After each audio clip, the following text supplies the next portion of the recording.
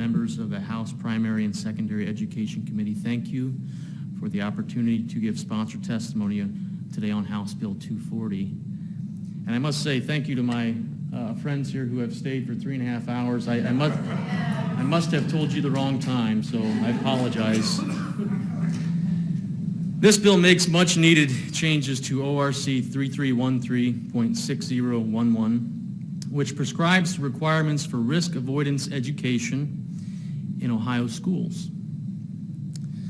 The goal of this legislation is to increase the transparency of sex education in Ohio schools so that parents and guardians remain in control of the education their children are receiving.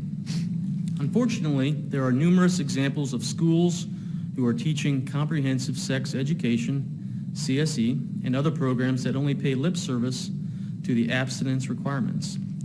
Specifically, this bill will do the following: require a school or district to notify all parents or guardians if the school district is planning to teach their children additional instruction in venereal disease education or comprehensive sexual education not specified in ORC 3313.6011. Prohibit a school or district from teaching the specified additional instruction unless the parents or guardians of school children have opted them into additional instruction. Require the State Board of Education to conduct an annual audit of each school district at the start of each school year relative to the school district's compliance with the instruction requirements of ORC 3313.6011. Require the State Board of Education to publish the findings of each audit no later than 120 days after the start of the school year, and permit parents or guardians the ability to bring a civil action against a school district who is determined to be out of compliance with the requirements of ORC 3313.6011. Madam Chairwoman, Vice Chair Byrd, Ranking Member Robinson, and members of the House Primary and Secondary Education Committee, thank you for the opportunity to give you sponsor testimony on House Bill 240. I will yield my time to my joint sponsor. Thank you, Madam Chair and Vice Chair Byrd and Ranking Member Robinson, members of the House Primary and Secondary Education Committee, for indulging us at this hour. We appreciate your patience and the opportunity to bring you sponsor testimony on House Bill 240, the Parents' Right to Know Act. Parents expect curriculum to reflect the standards found in Ohio law, especially around sensitive topics like sexual education, venereal disease, and abuse prevention. Unfortunately, we've received many reports from parents, grandparents, and community members that they have not only heard from their students about curriculum that was not in compliance with state law, but when seeking to review the materials for themselves, they were not afforded a prompt opportunity. Many of these accounts were worrisome, as they are the apparent obstacles and impediments being placed before these parents when trying to understand what was being taught to their children. House Bill 240 seeks to resolve that by bringing transparency to the state and local levels. House Bill 240 does three things. First, it adds a requirement in venereal disease and teen pregnancy prevention for instruction in, quote, risk avoidance to unhealthy behaviors to the expected materials list to be taught. The new language clearly states, teach risk avoidance to unhealthy behaviors, including alcohol, drugs, dating violence, bullying, gambling, pornography, and human trafficking, and encourage optimal health for all youth. Secondly, it further clarifies that a parent has the right to know what type of curriculum is being offered and to review any courses or supplemental materials used in the class. Therefore, the local district would be required to notify all parents if the instruction goes beyond the requirements in Ohio law and allow them an opportunity to review the curriculum and to determine whether or not their child participates in the class. Lastly, House Bill 240 also includes an accountability measure in which the State Board of Education is tasked with annually providing a list on the state website of the curriculum and materials each local school district is using for instruction in venereal disease and teen pregnancy prevention. Parents are afforded the right to bring a civil action against the district to enforce compliance with the law if state audit findings reveal that a district is not in compliance. Our society and government believe in the utmost transparency in any governmental function, and it is inconceivable and unworthy of debate that transparency should not extend to something as fundamental as a parent's right to know what their child is being educated on regarding sex, disease, drugs, alcohol, or pornography. I appreciate the time, and thank you for any questions that you might have. Thank you both for your response to testimony today. We're going to start with Representative Click. Through the chair to the sponsors, thank you so much for your testimony and for this excellent bill. I think it's very important and very powerful and deserves a lot of attention. Some of this has been brought to my attention since I've come to the legislature, in fact, early on. And I've followed up, and I've been to some of the websites, read some of the articles. It seems to me that some of the what we term as comprehensive sex education is missing the mark of risk avoidance, and in fact, it engages in risk engagement.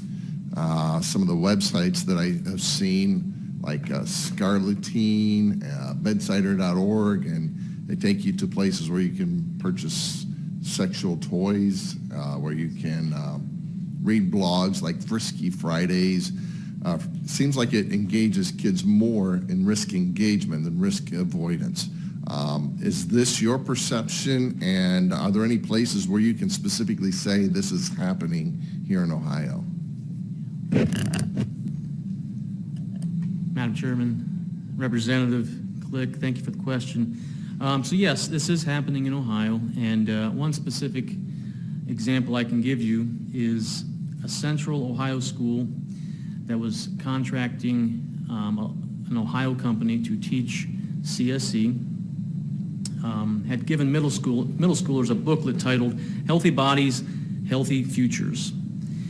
And in that booklet, it had a list of reliable online sex ed resources. And as you mentioned, Representative, the resources that it had listed were scarleteen.com, bedsider.org, mosaicohio.org.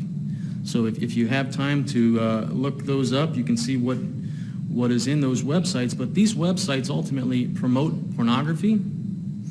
They promote how to use sex toys and places to buy sex toys. And they also will teach you how to make your own sex toys. And there's a lot of other things that these websites offer and show children that I would not feel comfortable even speaking here at this podium. These sites are intended to groom and indoctrinate minors to be sexually active and engage in that risky behavior you're talking about, Representative. And frankly, it's criminal that we would hand children, middle schoolers, a booklet with these websites saying, these are sites that are reliable and are trusted. Check them out, and the information on there,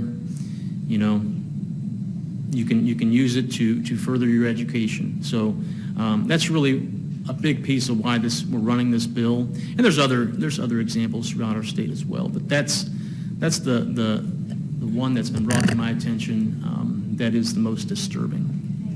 You sure? Follow-up? Continue? Sorry. May I add to that, Madam Chair? Arthur? Thank you so much for the opportunity to add to that. I just wanted to say, from my time on the State Board of Education, we had a meeting on comprehensive sex education in my district about 2.5 years ago. And we talked about some of the curriculum that local districts were using, and it was very concerning to hear how many parents and grandparents were having poor interactions with their local district about this conversation. And it seemed like there was a breakdown in communication around what the state was requiring, what the local district thought that the requirement was, and how they were communicating that to parents. And so from my perspective, we're trying to address that through the bill because there is a local control aspect for what curriculum is adopted, but we want to provide accountability by making sure that it is available to parents in the district who are seeking that information. Continue. Okay, thank you, Chair. And do you know some of this information? As I browsed some of this website, I was blushing. I was embarrassed at some of the things I saw. Do you know if it would be legal for someone to provide this information and these resources to minors if it was outside of the educational environment? Just say, Joe Blow down the street took and shared this with a teenager, would that be legal or illegal? And what do you think the long-term consequences are for young people being exposed to some of this risk engagement? Madam Chairman, Representative, it definitely would be criminal if you or I handed a minor that information under the guise of education. It is allowed. So teachers, librarians, professors can teach this sort of thing under the guise of education and be protected by Ohio law. Long-term effect of this, it's teaching young children, it's sexualizing young children at a very young age. You know, when you learn what these websites are teaching, and when you're 13, 11, 12, 13, 14, and you know, that's in your mind when it shouldn't be in your mind until you're, you know, in your 20s. You know, I can only imagine what is happening in these young children's minds, and you know, that's probably some of the reason we have some of the issues we have today, Representative. You know, by planting these seeds at a very young age. So it is a big danger. Thank you for the question. Representative Fowler, I didn't know if Representative Fowler wanted to add to that. Okay, Representative Click, you can continue. Have you had any, do you know, have there been any issues of parents or interested parties trying to find out information from these schools, getting them to disclose the programs that they're using and what's going on?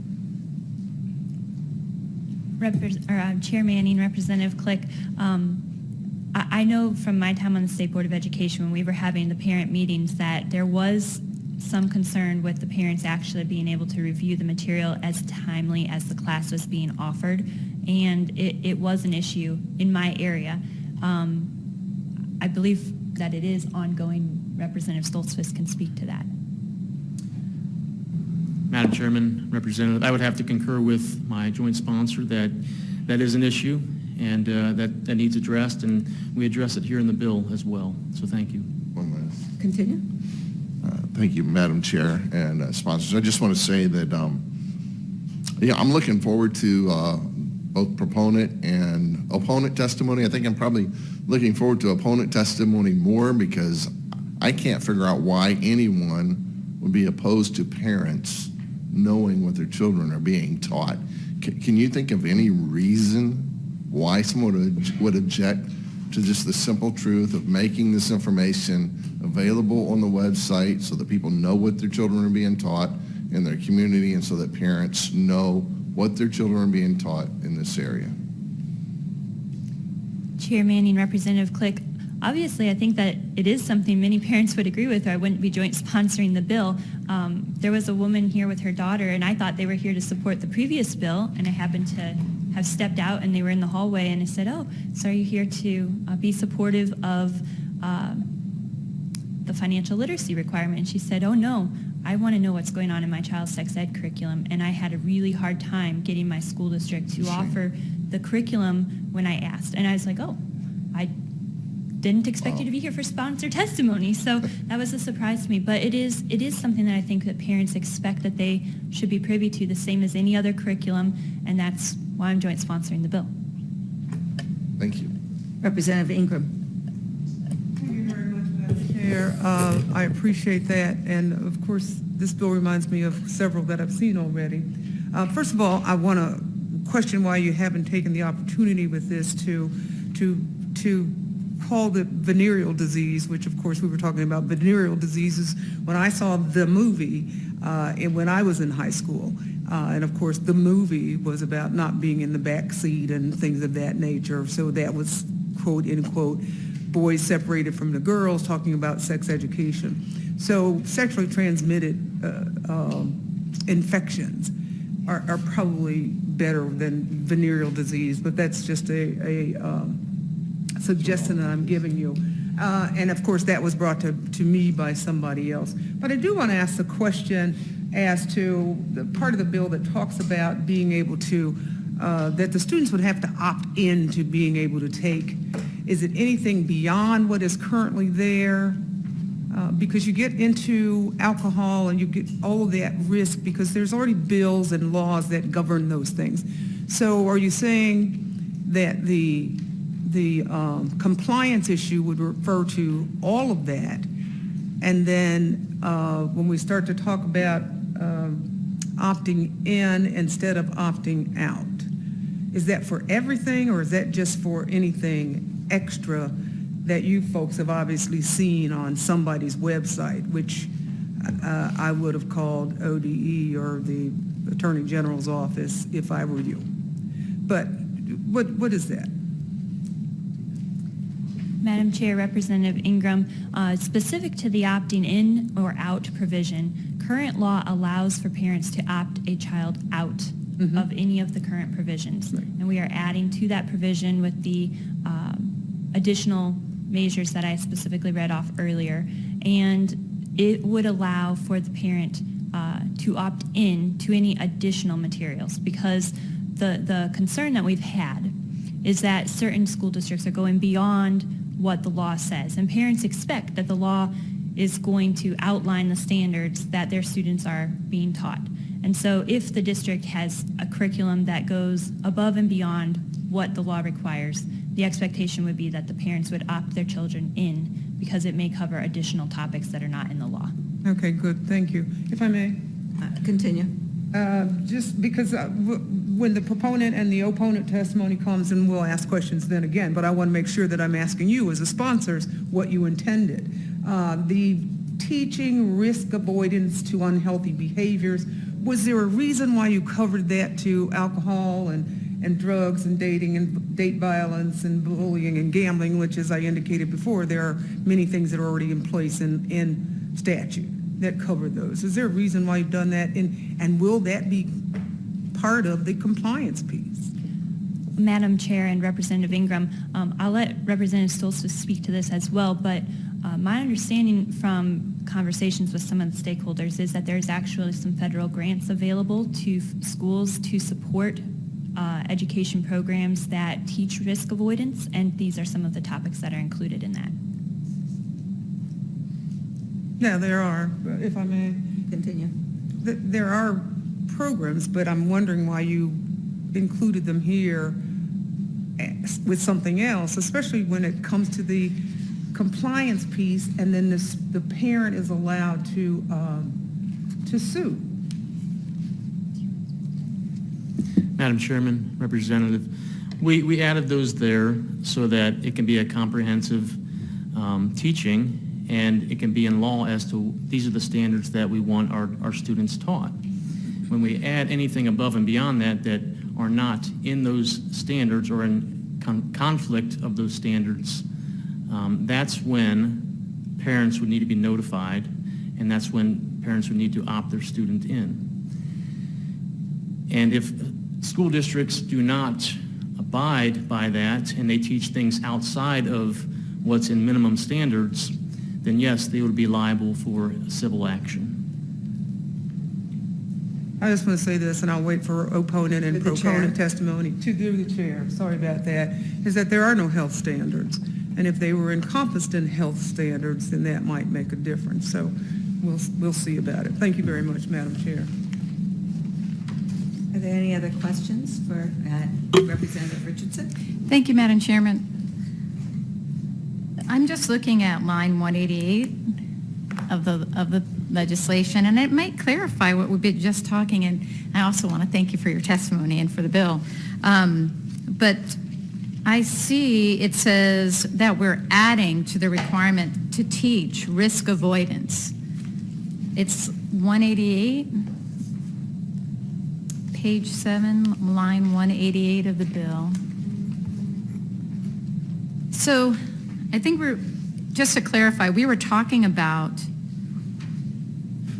what the law requires. And I think what you are saying is you want to add to the requirements to teach risk avoidance to unhealthy behaviors, including alcohol, drugs, dating violence, bullying, gambling, pornography, and human trafficking, and encourage optimal health. So you are now going to make it part of the requirements in the ORC to teach those, risk avoidance of those behaviors. So any training that is at the school right now, to Rep. Ingram's point, that training would fall more than likely in line with teaching risk avoidance and would meet the standard that you're adding to the bill, correct? Am I on board with that? You're adding that to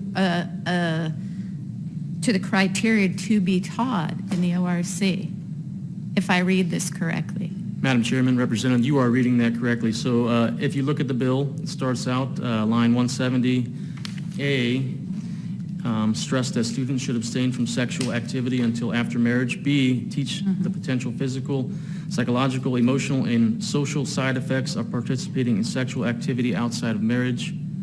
C, teach that conceiving children out of wedlock is likely to have harmful consequences for the child's parents, and society. D, stress that sexually transmitted diseases are serious possible hazards of sexual activity. E, advise students of the laws pertaining to financial responsibility of parents to children born in and out of wedlock. F, advise students of the circumstances under which it is criminal to have sexual contact with a person under the age of 16 pursuant to section 2907.04 of the revised code. G, emphasize adoption as an option for unintended pregnancies. And we're adding H, teach risk avoidance to unhealthy behaviors including alcohol, drugs, dating, violence, bullying, gambling, pornography, and human trafficking, and encourage optimal health for all youth. Follow up, Madam Chairman? So if this bill becomes law, parents would not need to opt in for this instruction. Is that correct?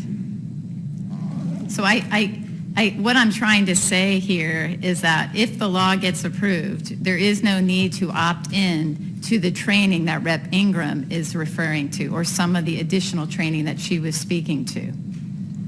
Chair Manning, Representative Richardson, I believe that would be correct. If it's listed in Section H or any of the preceding sections, it would not be an additional requirement to opt in. That would be the training that is already included in law. It would be opting in if it goes above and beyond. I have no further question. Thank you. Okay. Well, it's good to have that clarification. That's good, but I'll address that to you, too. Are there any other questions? Seeing none, thank you both for coming and giving testimony today. Thank you. That concludes the first hearing of House Bill 240. See no more business before us. The committee is adjourned.